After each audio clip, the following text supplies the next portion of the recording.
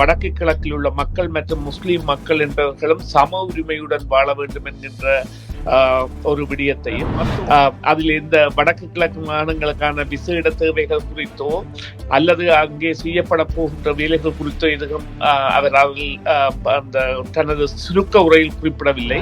ஒரு புதிய அரசியலமைப்பு அனைவருக்கும் தேவையானதாக அந்த 3 இனங்களையும் அவர் குறிப்பிட்டு சொல்லி இருக்கின்றார்.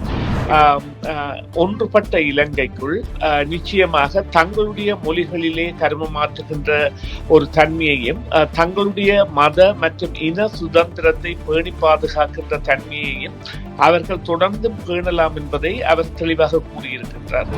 தபால் மூல வாக்களிப்பு விரைவில் ஆரம்பமாக போகின்றது. அடுத்த வாரம் அளவில் சஜித் பிரேமதாசா கூட ஒரு புதிய மக்கள் ஆட்சியை மக்கள் விரும்புகின்ற ஆட்சியை ஏற்படுத்துவதற்கான ஒரு நோக்கத்தை கொண்டவராகவும் அவர் மீதான பார்வை கூட அதிகமாக உள்ளதாகவும் இருக்கின்றது. நாமல் ராஜபக்ஷ என்பவர் நிச்சயமாக தமிழ் பகுதி வாக்கைத்தான் தனது வெற்றியின் அதாவது மற்றவர்களிடையே அது புரியும் பொழுது தான் தெற்கு பகுதி வாக்குகளால் வெல்லலாம் என்கின்ற ஒரு கற்பனைவாதத்தில் வடக்கு கிழக்கை தாங்கள் இணைய எப்பொழுதும் அனுமதிக்க மாட்டோம், நாட்டை பிளவுபட விட மாட்டோம் என்று இந்த தமிழ் மக்களின் விருப்பு வாக்குகளையோ அல்லது வாக்குகளை பெறுவதற்கான எண்ணமற்ற ஒரு வேண்டுகோளை விடுக்கின்றார். அப்பா சமையல் முடிச்சிட்டேன். நீர் முடிச்சிடுவீர் தானே, நான் சாப்பிட்டு முடிக்கணுமே. அதிதி சூப்பர் மார்க்கெட், இலங்கை, இந்தியா மற்றும் கனடிய grocery store. இன்றையில என்ன சாப்பிட்டு பாருங்களேன். என்னப்பா சொல்றேன்? நேர்த்தியாக அடுக்கி வைக்கப்பட்ட முதற்தர பொருட்கள், விசாலமான இடம், ஏராளமான பார்க்கிங். புதுசா திறந்த அதிதி சூப்பர் மார்க்கெட்டுக்கு தான் நான் நன்றி சொல்லணும். 470 Chrysler Drive, Unit 17, 905-789-0006. எல்லாம் இருக்கு, நல்லாயும் இருக்கு. Aditi super market. வணக்கம் நேயர்களே, மீண்டும் மற்றும் ஒரு செய்தியின் பின்னணி நிகழ்ச்சியில் உங்கள் அனைவரையும் சந்திப்பதில் மிக்க மகிழ்ச்சி அடைகின்றோம். இன்றைய தினம் பேச போகிறோம் என்னவென்றால், இன்று அனுரகுமார திசாநாயக்க தனது தேர்தல் விஞ்ஞாபனத்தை வெளியிட்டிருக்கிறார். அதை பற்றி பேச போகின்றோம். அவைகள் போன்ற தகவல்களை பெறுவதற்காக சுரேஷ் தர்மாவை இணைத்துக் கொள்ள போகின்றோம். வணக்கம் சுரேஷ் தர்மா. வணக்கம் சுதர்சினி. வணக்கம் நேயர்களே. ஆமா, மீண்டும் வரவேற்கின்றோம் உங்களை. இன்றைய செய்திகளை பார்த்தால் அனுரகுமார திசாநாயக்க தனது தேர்தல் விஞ்ஞாபனத்தை வெளியிட்டிருக்கின்றார். இது பற்றி குறிப்பிட முடியுமா? ஆமாம், இன்று அவர் வெளியிட்டிருக்கின்ற இந்த தேர்தல் விஞ்ஞாபனமானது நிச்சயமாக மக்களால் எதிர்பார்க்கப்பட்ட ஒன்றாகவும், ஏனென்றால் மிகுதி 2 முக்கியமான வேட்பாளர்களான ரணில் விக்ரமசிங்கவும் சஜித் பிரேமதாசாவும் தங்களுடைய கொள்கைகளை பல இடங்களில் கூறி வந்த பொழுதும் இவரது கொள்கை என்பது எவ்வாறு இருக்கும் அல்லது தேர்தல் விஞ்ஞானம் என்பது எவ்வாறு இருக்கும் என்பதை பற்றிய தகவல்கள் அறியாத நிலை ஒன்று இருந்தது. அந்த நிலையில்தான் இப்பொழுது இந்த விஞ்ஞாபனம் என்பது வந்திருக்கின்றது, தேர்தல் விஞ்ஞாபனம். அதில் குறிப்பாக இந்த சிறுபான்மையின மக்களுக்கு இவர் என்ன வழிவகைகளை வைத்திருக்கின்றார் என்பது போன்ற இந்த தெளிவான ஒரு விளக்கம் பெறாவிட்டாலும் அவரது உரையில், அவர் அந்த விஞ்ஞாபன படத்தை வெளியிட்டு ஆற்றிய உரையில் இது குறித்த சில தகவல்களை பகிர்ந்திருக்கின்றார். அதன்படி வடக்கு கிழக்கில் உள்ள மக்கள் மற்றும் முஸ்லிம் மக்கள் என்பவர்களும் சம உரிமையுடன் வாழ வேண்டும் என்கின்ற ஒரு விடயத்தையும், அத்தோடு அவர்கள் தங்களுடைய மொழிகளிலேயே தங்கள் நிலையில் இது குறித்த விடயங்களை, அதாவது குறிப்பாக நான் ஏற்கனவே குறிப்பிட்டது போன்ற விடயங்களை தவிர அந்த ஒரு செயற்பாடுகளின் அடிப்படையில், அதாவது ஒரு அரசியல் அமைப்பை அனைவருக்கும் ஏற்றதாக செய்ய வேண்டும் என்று கூறியிருக்கின்றார். அதில் இந்த வடக்கு கிழக்கு மாநிலங்களுக்கான விசேட தேவைகள் குறித்தோ அல்லது அங்கே செய்யப்பட போகின்ற வேலைகள் குறித்தோ எதுவும் அவர் அதில் அந்த தனது சுருக்க உரையில் குறிப்பிடவில்லை. ஆனால் அந்த ஒரு புதிய அரசியலமைப்பு அனைவருக்கும் தேவையானதாக அந்த 3 இனங்களையும் அவர் குறிப்பிட்டு சொல்லி இருக்கின்றார். எனவே அது எவ்வாறு இருக்கும் என்பதை நாங்கள் இப்பொழுது கூற முடியாது. 239 பக்கங்களை உள்ளடக்கிய ஒரு அறிக்கை. இவர் கூறிய சுருக்கமான கருத்துக்களின் அடிப்படையில் ஒன்றுபட்ட இலங்கைக்குள் நிச்சயமாக தங்களுடைய மொழிகளிலே கருமமாற்றுகின்ற ஒரு தன்மையையும் தங்களுடைய மத மற்றும் இன சுதந்திரத்தை பேணி பாதுகாக்கின்ற தன்மையையும் அவர்கள் தொடர்ந்து பேணலாம் என்பதை அவர் தெளிவாக கூறியிருக்கின்றார்.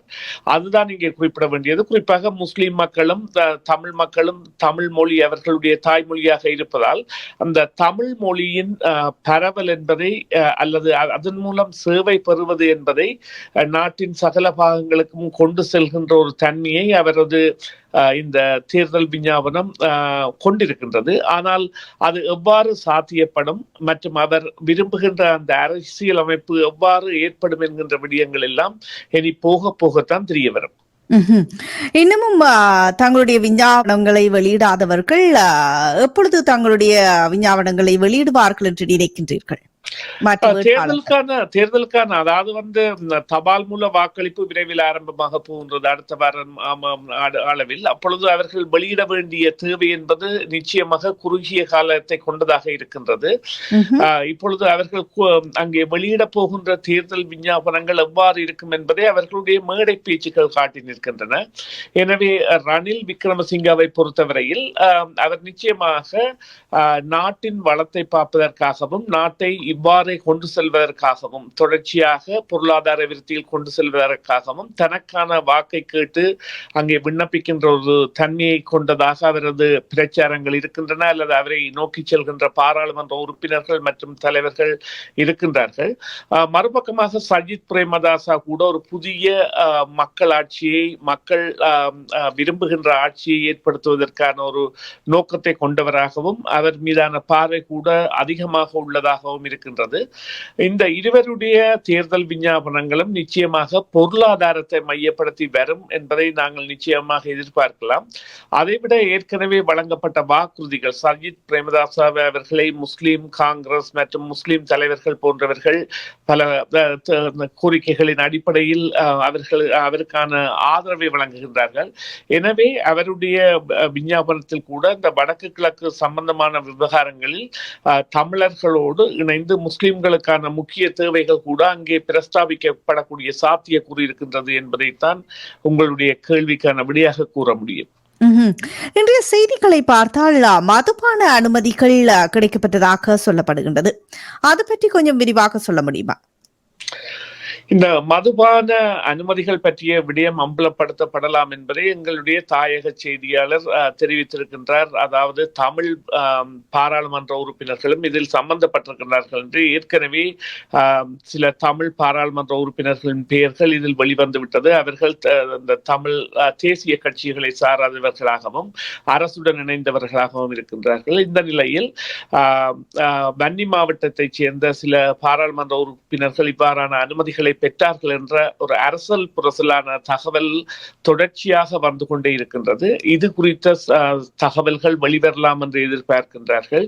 எனவே இது ஏற்கனவே மக்களுக்கு ஒரு அறியப்பட்ட தகவலாக இருக்கின்றபடியால் யார் அந்த நபர்கள் என்கின்ற விவகாரம் தெரிய வருகின்ற ஒரு விடயமாகத்தான் இது இருக்க போகின்றது. இது நிச்சயமாக அவர்கள் மீது ஒரு அந்த இருக்கின்ற மதிப்பை அல்லது அவர்கள் கொண்டிருக்கின்ற கொள்கைகளின் பிடிப்பை எவ்வாறு பரிசீலிக்கும் என்றால் அவர்கள் விலை போனவர்களா அல்லது சோரம் போனவர்களா போன்ற நிலைப்பாடுகளில் மக்கள் இதனை ஆராய முற்படுவார்கள்.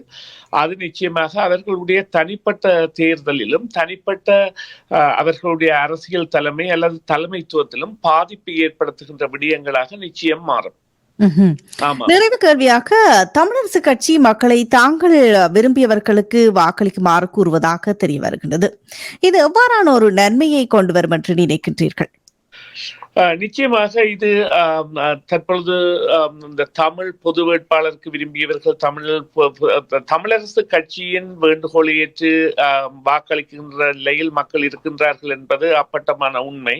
ஒரு தரப்பு மக்கள் அல்லது ஒரு பெரும்பான்மையான மக்கள் அவ்வாறு இருக்கின்றார்கள். எனவே அவ்வாறான நிலையில் இவ்வாறாக அவர்கள் அவ்வாறான ஒரு அறிவிப்பை விடலாம் என்கின்ற கேஷ்யம், அதாவது ஒரு எதிர்பார்ப்பைத்தான் இன்றைய செய்தி கொண்டு வந்திருக்கின்றது. ஆனால் உண்மையாகவே அவ்வாறு இடம் இடம்பெறுமா என்பது குறித்த தகவல்கள் இன்னும் தெரிய வரவில்லை. இருந்த பொழுதும் இந்த கேஷியத்தின் அடிப்படையில் நாங்கள் இதனை பார்ப்போமாக இருந்தால் நிச்சயமாக மக்கள் தாங்கள் விரும்புகின்ற தலைவர்களுக்கு வாக்களிக்கக்கூடிய தன்மை இங்கே இடம்பெறக்கூடிய நிலை இருக்கின்றது. குறிப்பாக பார்த்தீர்களானால் வடக்கு கிழக்கை மையப்படுத்திய பிரச்சாரங்களில் அனுர திசர குமாரநாயக்கா தனது கட்சி அலுவலகங்களை திறந்திருக்கின்றார். யாழ்ப்பாணத்தில் நேற்று தனது கட்சி பணிமனையை கூட ஒரு பெரிய நிகழ்வாக திறந்திருக்கின்றார்கள். அதே போன்று பல இடங்களிலும் திறந்து வருகின்றார்கள் தமிழ் பகுதிகளில். அதே போல ஐக்கிய தேசிய கட்சிக்கான அல்லது ரணில் விக்ரமசிங்கவிற்கான ஆதரவு என்பதை விஜயகலா மகேஸ்வரன் தலைமையிலானவர்களை விட அவர் மேலும் பலரையும் இணைத்து செய்து கொண்டிருக்கின்றார். அதே போல சஜித் பிரேமதாசா கூட தனது நடவடிக்கைகளை இந்த தமிழ் பகுதிகளில் மேற்கொண்டு வருகின்றார்கள். எனவே மக்கள் யாருக்கு விரும்புகிறார்களோ அவர்களுக்கு வாக்களிக்க வேண்டிய தேவை ஒன்று இப்பொழுது இருக்கின்றது என்று சொன்னால், இந்த நான்காவதாக நாங்கள் பார்க்கக்கூடிய வேட்பாளரான நாமல் ராஜபக்ஷ என்பவர் நிச்சயமாக தமிழ் பகுதி வாக்கைத்தான் தனது வெற்றியின் அதாவது மற்றவர்களிடையே அது புரியும் பொழுது தான் தெற்கு பகுதி வாக்குகளால் வெல்லலாம் என்கின்ற ஒரு கற்பனைவாதத்தில் வடக்கு கிழக்கை தாங்கள் இணைய எப்பொழுதும் அனுமதிக்க மாட்டோம், நாட்டை பிளவுபட விட மாட்டோம் என்று இந்த தமிழ் மக்களின் விருப்பு வாக்குகளையோ அல்லது வாக்குகளை பெறுவதற்கான எண்ணமற்ற ஒரு வேண்டுகோளை விடுக்கின்றார். இந்த நேரத்தில் தான் இந்த வடக்கு கிழக்கிலும் இவ்வாறான வாக்கு பிரிவுகள் இடம்பெறுகின்றன.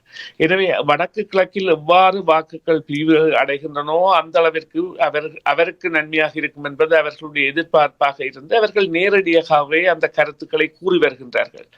இந்த நிலையில் நிச்சயமாக தமிழரசு கட்சி ஒரு தரப்பு சாராமல் இவ்வாறான ஒரு முடிவை எடுக்குமானால் யார் ஜனாதிபதியாக வந்தாலும் அவர்களுடன் ஒரு பேச்சுக்கு செல்லக்கூடிய நிலைமை தமிழ் தலைமைகளுக்கு ஏற்படக்கூடிய சந்தர்ப்பம் இருக்கும்.